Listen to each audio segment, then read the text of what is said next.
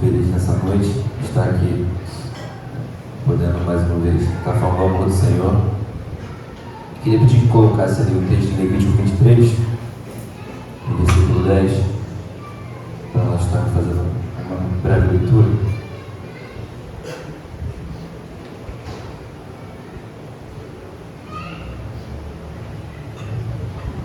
Vamos ler apenas dois versículos, 10 e 11.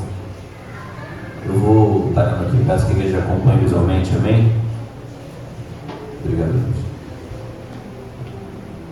Fala aos filhos de Israel e diz-lhes: quando houveres entrado na terra que vos hei de dar, e fizerdes a sua colheita, então trareis o molho das primícias da vossa cega ao sacerdote. E ele moverá o molho perante o Senhor, para que sejais aceitos. No dia seguinte, ao sábado, o sacerdote o moverá. Aleluia. Senta e glorifica o nome do Senhor nessa noite. Amém?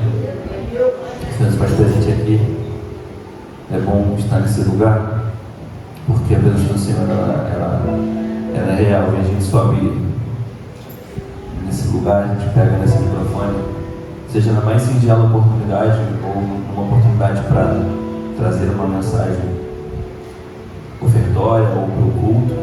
Seja qual for a mensagem, sempre que se pega nesse microfone, nós entendemos que a gente sobe aqui numa dependência do Senhor, porque Ele é um Deus que nos usa, apesar do que nós somos, apesar de quem nós somos. Ele é um Deus que fala conosco, Ele é um Deus bom. E foi cantando essa canção, e meu coração se encheu de gratidão ao Senhor, pela presença dEle aqui nessa noite. Aleluia. E Deus está aqui nessa noite, igreja. Aleluia. Glória a Deus. Quando as irmãs foram orando, claramente ali eu percebia o Senhor movendo, cadeias sendo quebradas, vidas sendo alcançadas. Aleluia. Eu sentia a presença do Senhor enquanto as irmãs oravam, com as burtadas intercedendo.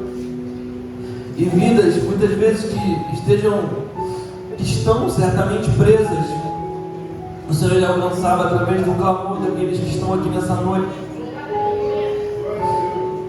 E quando a gente vê o Senhor agindo dessa forma, é só dizer aleluia e glorificar o nome dEle, porque Deus é muito bom. E o mais impressionante é que é só a presença dEle que nos constrange. A gente não consegue ficar apático, não dá para ficar apático na presença de Deus que é tão bom. Aleluia. De um Deus que simplesmente a gente só sente gratidão. E o que eu posso dizer senão aleluia diante disso, diante desse Deus? Aleluia. Louvado seja o nome do Senhor, glorificado é o nome do Senhor, porque é o que a gente tem para dizer diante de tudo que Ele já fez, tudo que Ele realiza. Porque nós viemos aqui, eu falo muito isso, eu não tenho medo de ser repetitivo, mas você foi trazido até esse lugar nessa noite, igreja. Você veio até esse lugar porque o Senhor te trouxe aqui não para simplesmente sentar no banco de qualquer forma, mas para entregar o teu melhor para Ele nessa noite, para entregar a tua primícia, a melhor parte do teu domingo, do teu dia. Aleluia. E entrando na mensagem, esse texto de Levítico, ele retrata uma das festas judaicas muito conhecida, né? Nós temos algumas festas, temos a Páscoa, temos o Pentecostes, temos a festa do Tabernáculo e temos também a festa das primícias. E o que é, só para a gente entender rapidamente o que é primícia, o que é essa festa, o que era essa festa das primícias?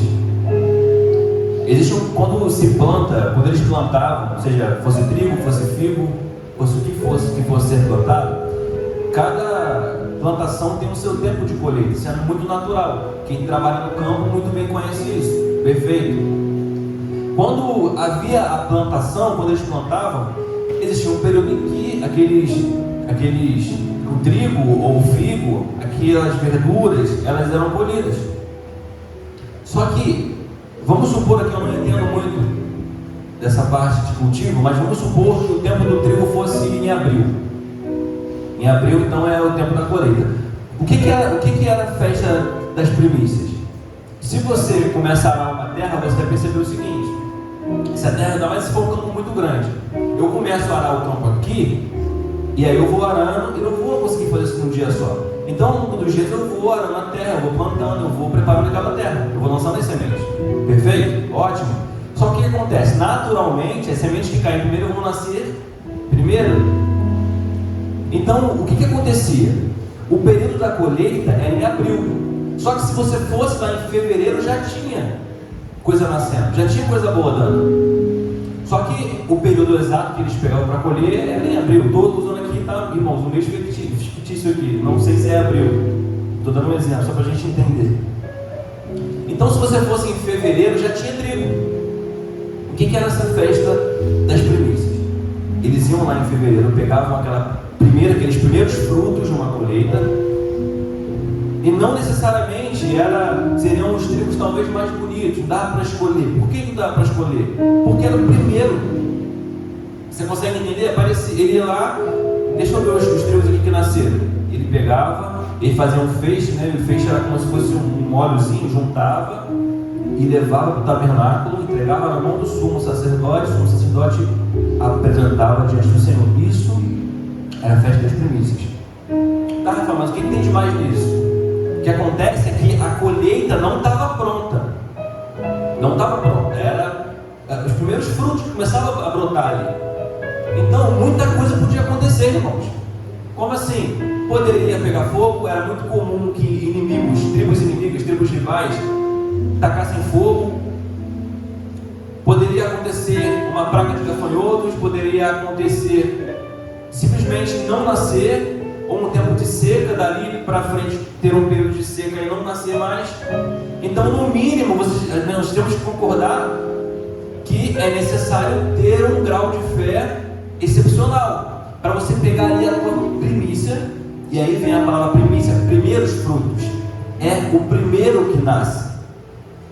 Nasceu ali, está ali. Sabe, eu nunca cultivei um campo, eu nunca plantei, mas eu imagino, o que eu fiz foi na escola plantar aquele feijão. Todo mundo já fez isso na escola, plantar um feijão top descartado. Você plantava um feijãozinho e começava a nascer. Todo mundo fez isso aqui, acho que todo mundo já fez, se não fez, vai fazer, as crianças no caso. E aí você plantava o feijãozinho e nascia. É o mais próximo que eu tive disso, né? Plantava o feijão no colo. Mas quando você plantava aquele feijãozinho e começava a nascer, eu lembro da sensação. É muito incrível, é legal. Você vê, nossa, eu plantei isso aqui, você olhava ali o feijãozinho nascendo. É muito legal você ver uma vida nascendo ali em algo que você plantou. Imagina você cultivar um campo imenso de trigo e saber que aquele trigo ali vai ser moído para fazer massa, para fazer pão, para fazer matéria-prima para muitas coisas. Deve ser maravilhoso, a sensação deve ser muito boa. Então, você vê aquele campo nascendo os primeiros frutos, e aí você pega aquela primícia, você faz um amontoadozinho e você leva para o Senhor, porque aquilo ali vale muito. Por que vale muito? Porque é oferta e procura. Não tem trigo, não é época de trigo, não é período de trigo, não tem trigo em lugar nenhum, só ali, aquele pouquinho, e você nem sabe se vai nascer mais trigo. Mas mesmo assim, o ato de fé, é um ato de amor, é um ato de gratidão e fidelidade ao Senhor. O que aquele povo foi ensinado a fazer e eles faziam? Eles pegavam aquela primeira porção e ofereciam ao Senhor. Eles ofereciam ao Senhor aquela primeira porção. E sabe o que é mais incrível, o que é mais impressionante, o que é maravilhoso nesse relato, nesse texto? É que nós entendemos que por aquela pequena porção que era oferecido, toda a colheita era abençoada. Por aquela pequena porção que era oferecida em gratidão, em fé ao Senhor, antes de sequer ter certeza de se ia acontecer alguma coisa, através daquele ato que parecia muito singelo, um ato muito simples, pegar um pouquinho de trigo e oferecer ao Senhor.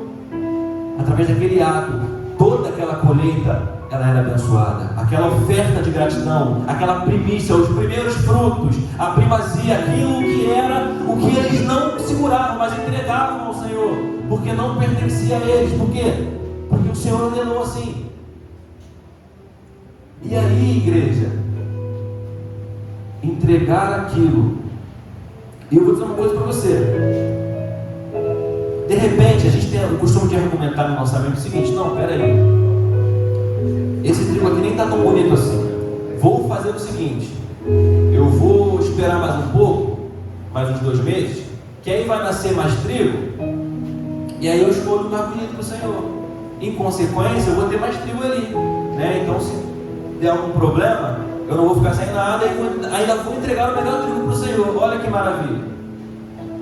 Poderia ter esse pensamento na cabeça, porque quando tem uma quantidade limitada, você não escolhe muito. É o primeiro que veio, entreguei, Senhor, é teu. Mas não, poderia haver um pensamento, uma linha de raciocínio. Não, peraí, vou deixar vir mais trigo, vou esperar mais um pouco, já estarei desobediente, porque a ordem não era essa. E às vezes a gente tem o costume de querer melhorar algo que não tem que melhorar. A gente tem o costume de querer mexer em algo que não tem que mexer. Deus já determinou como tem que ser feito. É só obedecer. É só cumprir o que foi determinado. Mas isso aqui é muito simples. Eu quero fazer algo melhor para o Senhor. Mas é o que o Senhor mandou fazer. É esse simples aí, ó. A tua primícia que o Senhor está pedindo de você, não precisa enfeitar muito. É aquilo ali que está determinado. Está na palavra, está escrito aqui. E a gente tem o costume, às vezes, de pensar muito e querer fazer do nosso jeito. Mas não é com a nossa força, não é com a nossa capacidade, não é com a nossa inteligência, não é com as nossas ideias brilhantes que nós iremos agradar o coração do Senhor, mas é obedecendo e cumprindo princípios.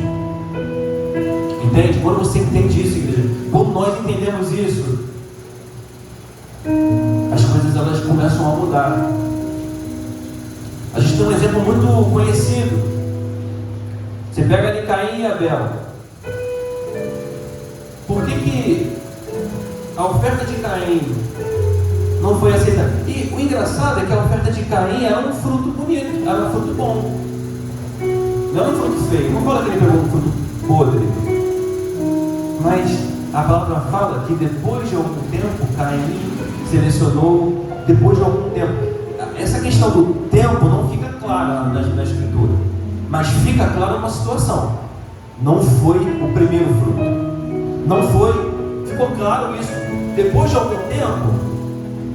Mas Abel não. Abel ele pega o primeiro, o melhor, a primícia, ele pega o cordeiro, o melhor, e ele oferece ao Senhor. Ele entendeu o princípio. E o mais impressionante, embora a palavra não nos relate esse detalhe, é que quando Caim fica irado, quando ele se entristece, o semblante cai, o Senhor fala: Caim, se acaso você fizer o que é certo, eu não vou me agradar de você. Isso quer dizer, igreja, que no mínimo, embora nós não saibamos se teve alguma conversa fora do que a Bíblia nos diz aqui, entre um versículo e outro, a gente não pode conjecturar muito em cima disso.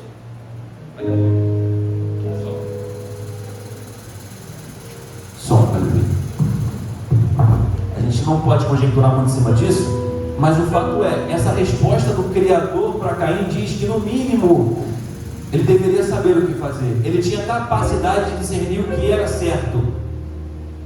Ele sabia o que era certo a ser feito, e ainda assim escolhe fazer o que não agradava o coração do Senhor. Caim não ofereceu o fruto que não era o ideal. Ele não deixou de oferecer a primícia por ignorância, porque não sabia, porque não possuía informações.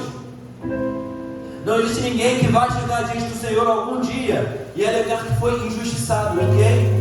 Ninguém vai chegar diante do Senhor e dizer: Senhor, eu não tive informação suficiente, eu não sabia disso, hein?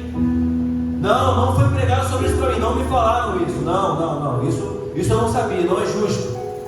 Ninguém poderá chegar diante do Senhor e alegar que foi enganado, ou que não alcançou o céu, simplesmente porque não insistiram na vida dele. Porque a palavra é muito clara e a mensagem do Evangelho, ela é pregada. Todos os domingos tem alguém aqui pregando o Evangelho, e não só aqui, em muitas igrejas.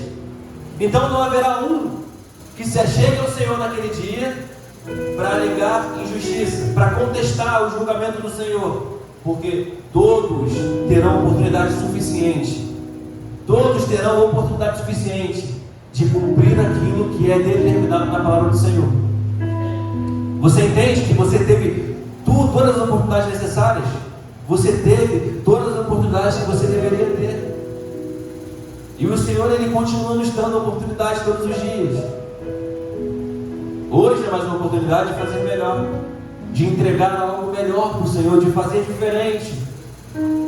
Porque o Senhor, Ele nos ama não por causa do que nós somos, mas apesar do que nós somos.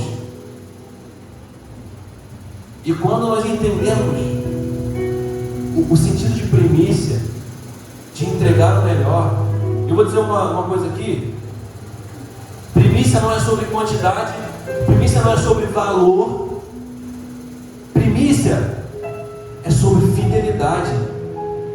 Fidelidade e obediência àquilo que o Senhor determinou para nós. Fidelidade é sobre ouvir a voz do Senhor. E mesmo que você não entenda, mesmo que pareça difícil, mesmo que aquele pequeno modo que você vai oferecer pareça que é a única coisa que você tem, mas eu não tenho muita coisa para entregar diante do Senhor. Eu não estou falando de dinheiro. Sabe por que eu não estou falando de dinheiro? Simples. Quem trabalha, a maioria que trabalha, quem não trabalha quer trabalhar, ou pelo menos ajuda o esposo ou a esposa de alguma forma. Mas a verdade é que todo mundo precisa de dinheiro para viver, para pagar conta, para pagar aluguel, para fazer compras. Todo mundo precisa disso. Então a gente fala de primícia e pensa logo em dinheiro. Dinheiro, alimento, comida. E tudo bem, faz parte. Faz parte. Nós temos que manter o tempo, nós temos que entregar aquilo que é devido. Só que tem uma coisa engraçada. Se você parar para pensar, quando você trabalha, você está, acho que pode ser literalmente vendendo o seu tempo para aquela empresa. Por quê? Porque você passa muito tempo ali dentro. Eu então nesse falo. Eu fico muito tempo dentro da empresa, sem ir para casa. Eu estou vendendo meu tempo, tempo de vida. Tempo que eu preferia passar com a minha família, com a minha esposa, daqui a pouco com o meu filho que vai estar nascendo. Eu estou vendendo esse tempo.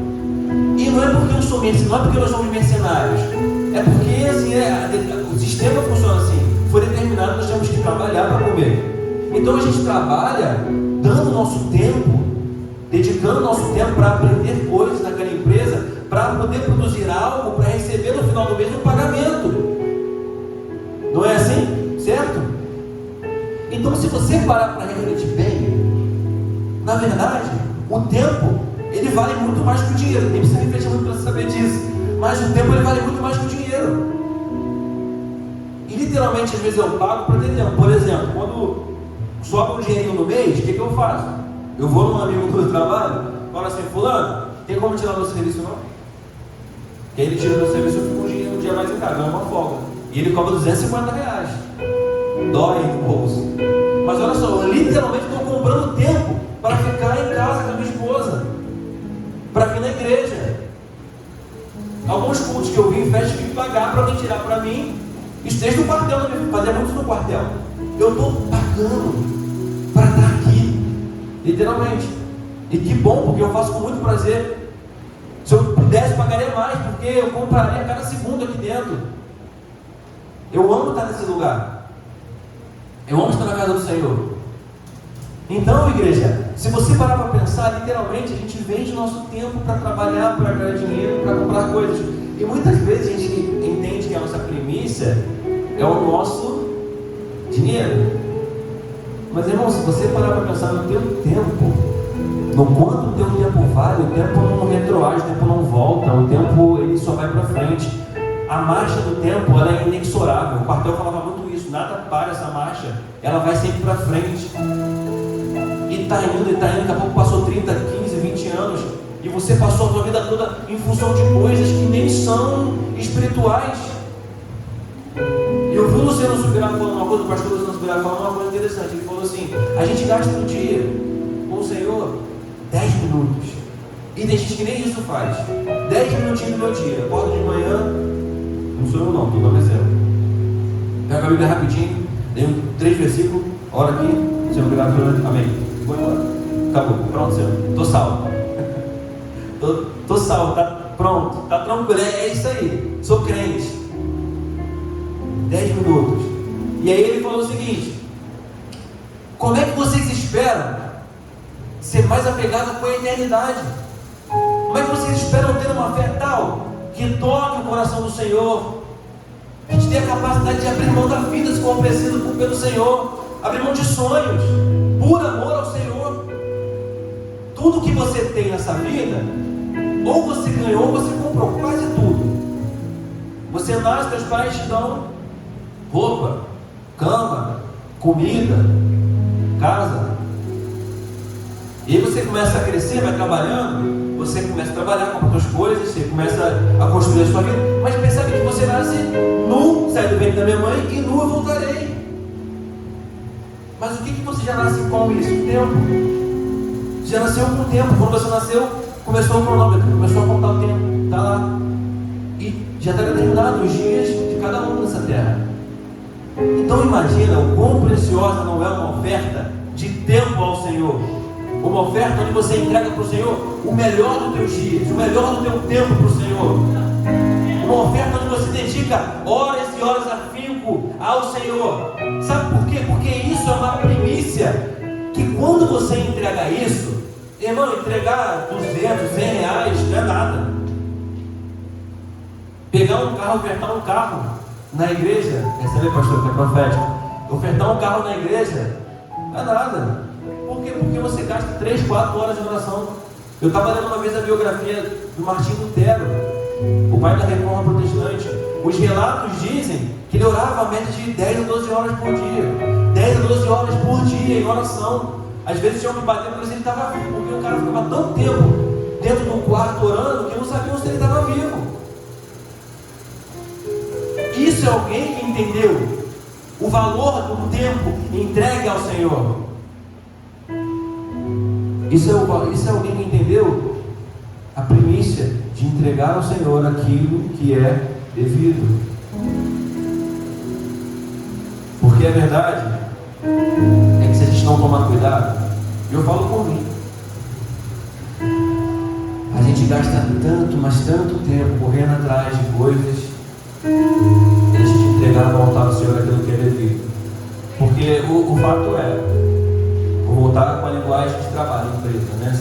Você recebe para trabalhar 8 horas ou 12 horas numa empresa, como é o meu caso, né? 12,36 da escala.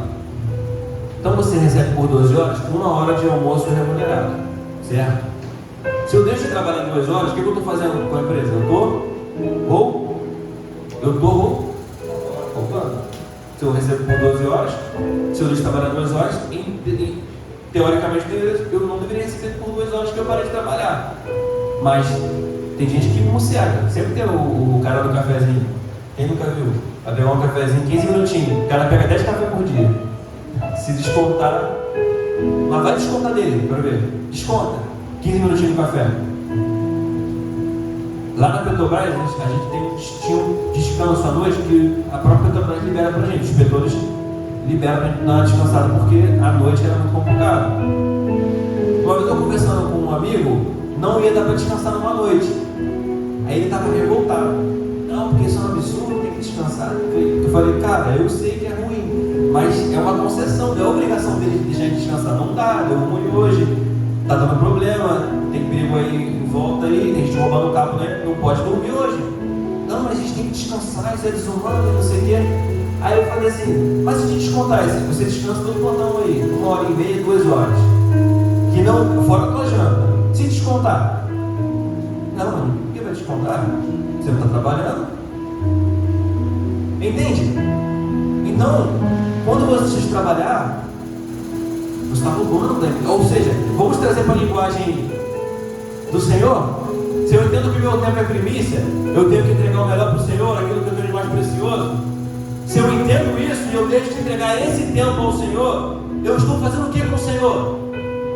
Roubando o tempo do Senhor. E sabe o que é mais impressionante? Quem precisa sou eu. Por quê? O que foi falado no começo? Através daquela primícia que você entrega, todo o restante é abençoado. Todo o restante é abençoado. O apóstolo Paulo escreve aos Romanos dizendo que se a primícia primícia é santificada, é separada para o Senhor, a massa também será. Ou seja, se você pega a tua primícia, toda a primícia da tua vida, de tudo que você tem, seja o teu emprego, o teu dinheiro, tua casa, teus filhos, os teus sonhos, e entrega isso no altar como primícia diante do Senhor, entregando para o Senhor, todo o restante é santificado por essa pequena porção. Todo o restante é santificado diante do Senhor, por causa de uma atitude de fé, igreja. Porque Deus não precisa dos meus 10%, não precisa da tua oferta. Se você acha que Ele precisa, Ele não precisa. Eu digo mais, a obra do Senhor não precisa do teu dinheiro, não precisa do meu dinheiro. Então por que Ele pede? Porque Ele nos ensinou algo. Ele nos ensinou algo. E o que Ele nos ensinou é tão poderoso que Ele deu um exemplo entregando o seu melhor por nós. Qual foi esse melhor? O seu Filho, aquele que não tinha em si mesmo pecado algum. Ele entregou esse melhor. E esse melhor que Ele entregou foi a primícia de uma nova vida. O melhor que o Senhor entregou por nós, por você e por mim, foi a primícia de algo novo que Ele realizou. O apóstolo Paulo escreve que Cristo é a primícia da nova ressurreição. Porque antes de Jesus, antes de Cristo, até tinha acontecido ressurreições. Lázaro reviveu, foi ressuscitado. Tiveram outros que foram ressuscitados, mas eles ressuscitaram e morreram de novo. Agora, a ressurreição de Cristo, que Ele inaugurou, a qual nós também vamos ressuscitar da mesma forma. Essa inauguração, Ele foi a primícia dessa ressurreição, de algo novo que o Senhor fez por nós, de algo que o Senhor entregou por nós, de algo poderoso que estava acontecendo naquele momento. E no Novo Testamento, a primícia vai apontar diretamente para isso, para essa obra redentora de Cristo, por amor de nós. E através dessa pequena porção que foi oferecida e entregue, todo mundo, toda a humanidade foi santificado, foi justificado pela porção que foi entregue pelo Senhor por nós e foi derramado. Aleluia! Aleluia! E acredite, porque o Senhor não poupou nenhuma gota da sua ira, nada foi poupado diante do Senhor naquele madeiro, quando foi derramado. E o Senhor não poupou nenhuma gota. E por quê?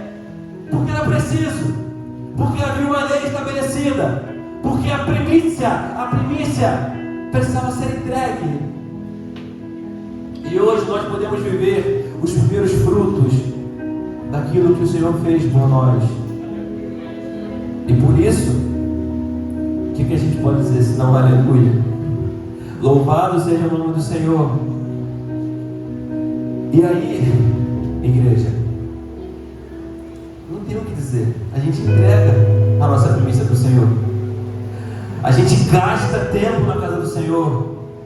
A gente entrega o nosso melhor tempo. E não é só fazer. Não é só pegar qualquer fruto e entregar. Por mais que fosse mais bonito. A Priscila falou que a minha sogra, Dona Marta, quando ela dava o dízimo dela, antigamente não era Pix, né? Era mais dinheiro. E aí quando ela separou o dízimo dela, ela falou que a mãe dela pegava a nota mais bonita. Ficava escolhendo ali, imagino eu, né? Pegava a notinha mais bonita e botava no envelope, escrevia. Antigamente era assim, ainda é assim, né? Mas hoje em dia no Pix fica mais fácil. Mas ela pegava a nota mais bonita, colocava no envelope e entregava. Isso é primícia, irmãos. É o melhor dela. Poderia não ser muito dinheiro, mas esse cuidado de pegar a melhor nota. Uma vez o Luiz, Diácono Luiz, falou na escola dominical pra gente: não, minha primícia para o Senhor é acordar de manhã e o meu primeiro horário eu entrego para o Senhor. Eu sento na minha mesa, eu abro a Bíblia, pego meu café e faço a minha devocional. Isso é primícia, igreja. Você recebe o teu salário, você pega a melhor parte ali, a primeira coisa que você faz, e você entrega o teu dízimo ao Senhor. Primícia, princípio. Quando você entende isso, as coisas mudam. E elas não mudam em relação a só financeiramente falando. Não estou falando dinheiro, Deus ele abençoa sim, mas isso é tão pequeno, isso é tão supérfluo diante da grandeza, de quão grande é o nosso Deus, da grandeza dele, do quão poderoso ele é. Quando você entende isso, no mundo espiritual, a tua vida ela muda completamente. Você começa a ser movido e levado pelo Senhor a lugares. O Senhor começa a te mover em oração. O Senhor começa a te elevar em clamor por vidas. Ele começa a transformar coisas em você que nem você sabia que você precisava mudar. Deus, ele começa fazendo uma obra que nem você sabia que precisava ser feita. Porque, como foi falado hoje, ele é poderoso para fazer infinitamente mais do que aquilo que nós sonhamos ou pensamos, imaginamos. Muito maior, muito mais. Existe algo muito melhor. Existe um plano muito maior. Existe uma glória maior. Existem sonhos melhores para você. Existe um projeto muito maior do que o seu projeto. Existem coisas que você não consegue mensurar, mas quando você entende, a tua mentalidade muda. Quando a tua mentalidade muda, o Senhor ele começa a te revelar. Ele revela à medida que você entrega. Ele revela à medida que você é capaz de compreender. Conforme você vai entendendo, o Senhor vai te revelando e vai te mostrando coisas maiores que você não sabe, mas Ele sabe. Aleluia. Ele sabe quem você vai ser nele. Então, irmãos, quando isso acontece, você para de olhar para um lado e para de olhar para o outro, e você foca no alvo que é o Senhor. Rafael, mas é tanta coisa acontecendo, é tanto problema, muita gente falando muita coisa. Olha para o Senhor, entrega o teu melhor, não olha para trás, não olha para a circunstância. Você bota o pé e Deus coloca o chão. Você coloca outro pé e coloca o chão. E aí, será que agora vai ter o caminho pronto? Não, ele vai continuar colocando no chão conforme você avança. Mas nós temos que avançar. Não dá para olhar para trás, não dá para voltar, não dá para pensar em voltar, não dá tempo. É olhar para o Senhor, é olhar para o alvo e não desistir. Porque se você parar para pensar, se você olhar para a circunstância, se você olhar para o mar, você afunda. Você duvida, e se você duvidar, você não entrega. E o Evangelho, igreja, em 80% das vezes, você não vai saber o que Deus está fazendo, você não vai ver, mas nós vivemos pela fé, nós não vivemos por ver, nós vivemos por crer. Porque não é sobre quantidade, não é sobre beleza aparente, mas é sobre fidelidade ao Senhor e aquilo que Ele já falou que faria na minha e na tua vida. Então, igreja, nessa noite, entrega o melhor para o Senhor. Entrega as primícias, os primeiros frutos. Eu falei com a minha esposa, Priscila, vai nascer nosso primogênito, primeiro filho de 4, quero ter 4 filhos pelo menos. Se não forem mais filhos, falei, nosso primogênito, né? Vamos oferecer ao Senhor. É comum, né? A gente vem aqui, né? Apresenta a criança. Eu te ofereço meu filho, é teu. Minha primícia é mais preciosa que qualquer coisa que eu poderia ter. E vamos oferecer ao Senhor. Vamos falar claramente, Senhor, está aqui a minha primícia, estou te entregando meu filho, Senhor. Está na tua casa, faça o que o Senhor quiser na vida dele. Que seja um pregador, se for músico, se for intercessão, se ele for varrer o chão, o que ele fizer, que seja para a glória do teu nome, que o Senhor receba ele como teu servo, porque ele é teu. E é isso, igreja. É isso, tá? É isso, com tudo. Não apenas uma parte. O Senhor ele não quer fazer parte de uma fração da minha vida, sabe? Ele não quer que você pegue uma área da tua vida e esconda dele, Senhor, isso aqui. Não olha não, porque isso aqui, essa parte da minha vida é tão ruim, é tão sujo, eu sou tão ruim nessa parte aqui. O meu temperamento aqui é difícil, eu me estresso no trabalho com essa situação, fulano me tira a paciência. Senhor, não, isso aqui não dá, esse vício aqui que eu tenho, deixa eu esconder. Não faça isso, não faça isso. Mas entregue diante do Senhor, ofereça diante do Senhor e se renda diante dele. E diga, Senhor, tenha misericórdia de mim, Senhor, porque eu sou teu, e Eu sou teu, a minha vida é tua, a minha família é tua, o meu emprego é teu, minha casa, meu dinheiro, meu destino, tudo que eu tenho é teu, é tudo teu, Senhor, então receba. A minha vida está bagunçada, mas só quer essa vida bagunçada? Então, Senhor, é o que eu tenho, eu te ofereço, transforma. E não tem bagunça que Ele não resolva, não tem situação que Ele não reverta. Eu sou a prova disso, você é a prova disso. Nós somos a prova disso, fomos alcançados pelo Senhor. Por isso eu me sinto grato ao Senhor nessa noite. E essa canção, o que eu posso dizer senão aleluia? Sou grato. O sentimento ao Senhor hoje é: Senhor, muito obrigado. Aleluia! Senhor, muito obrigado porque o Senhor é o Senhor, e eu sou Ele, o Senhor me amou, me alcançou, eu estou aqui, e eu sou grato a Ti, Senhor. Muito obrigado, Senhor, porque eu estou aqui. E o Senhor nos trouxe a esse lugar, igreja. Que o Senhor possa abençoar a tua vida nessa noite, que Ele possa abençoar a minha vida, que você possa receber essa palavra no teu coração, que o Senhor possa dia após dia continuar falando em nossos corações, amém?